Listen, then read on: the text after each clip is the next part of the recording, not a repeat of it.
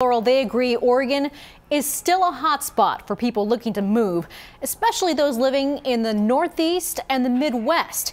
But they've seen a big decline since our market peaked in 2015. One of the reasons? Affordability.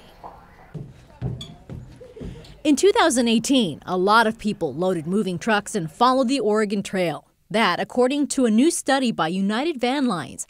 It ranked Oregon #2 on the list of top moving destinations last year, behind Vermont and followed by Idaho, Nevada, and Arizona. This is a good place to settle down with your family. John L. Scott realtor Michelle Maida doesn't doubt Oregon's popularity, but questions this survey's validity. It is surprising that we are #2.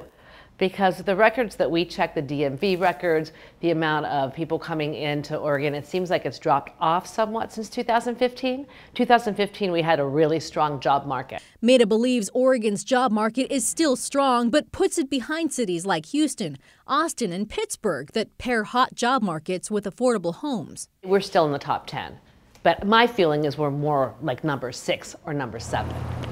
The United Van Lines survey cites family and lifestyle as two of Oregon's biggest selling points.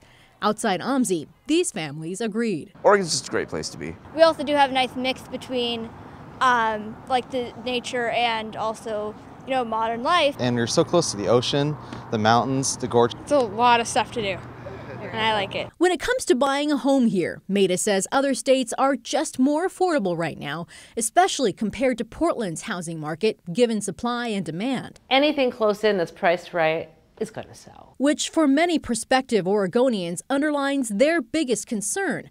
Not if they'd want to live here, but could they? I don't think Portland's ever going to have to worry about people not wanting to move here. Maida says those looking to move to Oregon and rent should see price relief as construction on affordable housing continues and supply and demand shifts. But she says there likely won't be a noticeable difference for at least the next couple of years. Dan?